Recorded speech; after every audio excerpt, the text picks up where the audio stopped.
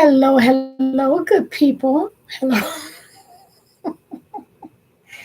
Hello, good people. I am Dr. Hollie Kelly with a guest who has said he's just going to come and sit and not going to say a word. But today is August 4th. There are a lot of wonderful birthdays today. Happy birthday to my nephew Michael. Happy birthday to my niece Mia. Ira Kelly. Would you like to talk a little bit about... I said I was going to be quiet. Were you sitting in here? I have nothing to talk The about. sacrifice that comes with anything great. Let me tell you why I think this is so important. Hey, your cousin Donnie. What's up, hey, Don? Bridget. Listen, because sometimes we like to skip over the process and immediately go to wow. We like to get to great and forget or act like we don't know that it is a mandate for anything great that you make sacrifices. Want to speak to that? No, true. Very true. Want to give us an example? Why me? Because you're sitting up in here. I'm a guest. How you going to come up on the show and then just look? Mother, tell your son. No, you're correct, Holly. But give us an example. Of what? Okay, our time is ticking. Why are you picking on me? I'm just... Ira! You. Okay. How long have you been in school since we got married? A lot of years. And how many days did you wake up in the morning thinking about the sacrifices you have to make to get to where you're going? I don't know if You didn't think. Right, I was going to say, I was getting ready to say, I don't know that I thought about it like that. Why didn't you?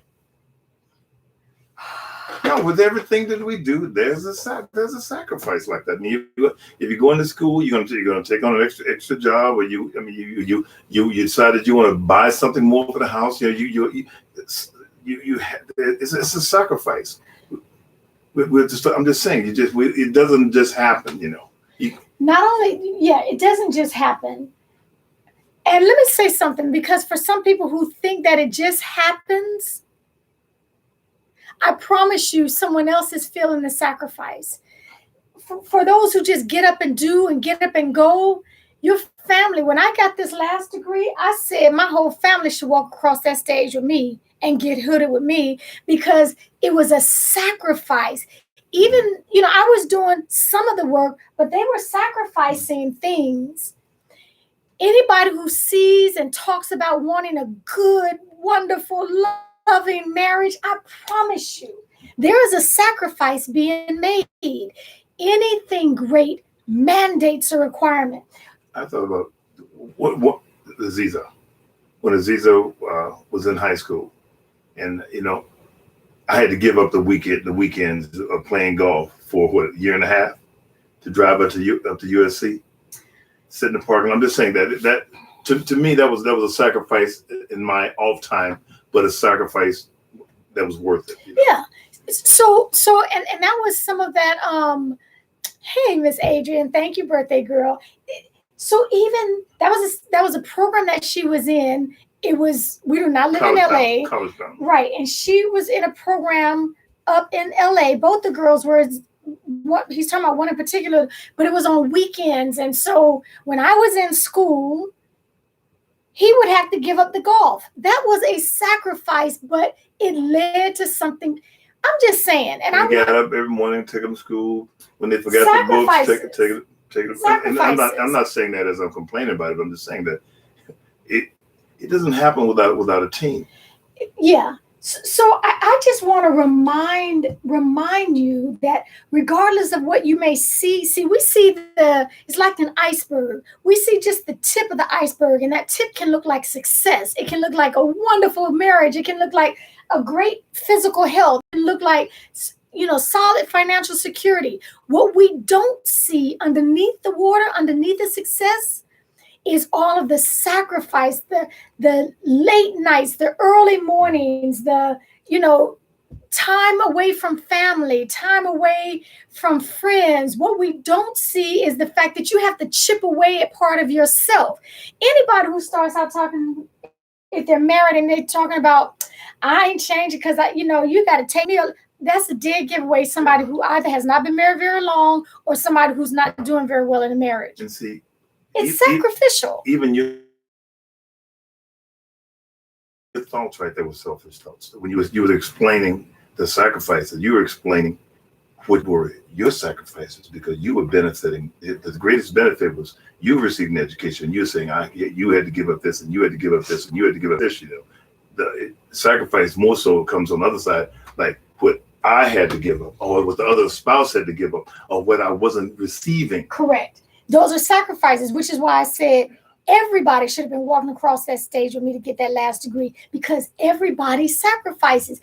And sometimes, we don't see things as they are. We see things as we are. So we see things from our perspective, and people will look at what I had to give up, what I had to lose, what I had to change. The whole point being, please don't forget that you want something, anything great, you are going to have to go through the process of sacrificing. It's not going to happen without it. You're not going to skip over that. And I don't care how often or how much you pray, fast and pray. There's a process that we have to go through. Can I say something on the same line that this eats to the marrow of my bone about people in success? I mean, I hear it so many times, I-ism in their success. I can't think of one business, one person, one athlete, one anything that's been successful without help. And even people, when they give testimonies, they want to say, God bless me to heal my diabetes. Tell the whole doggone truth, that what I had to do. They don't want to tell the whole story. They think that it takes away from the story when they bring someone else into the story. I don't like it with me in fitness. When I get someone that I make quick, when I get someone in great shape, and I hear them sometimes say, I sacrifice this. It's not just. It's never I. It's never I. There's not a military team. There's not a basketball team. You cannot be successful with an I. That's selfishness. And when you hear it, you should stop it. I mean, I can't stand it. I want to say, so you did all that by yourself? Well, they're afraid to lift someone else up and say, hey, I had help. It's okay. It eats at the marrow of my bones. Well, give it up, teammate. That's nasty. No, okay, so he's a team. Yes. All this average, everyday mediocrity that you see, I promise you, people are not sacrificing. It don't cost anything. And anything that doesn't cost anything is not going to be worth anything. So pick and choose, but you're not going to skip past the process. All right, Ira Kelly, sign us off since you stopped in here today. Thank you for stopping by. You're welcome. Sign us off, young man. It's okay to be successful. It's okay to lift someone else up in the process of being successful, because you don't live alone. Okay. No, that was good, brother. I can't stand that.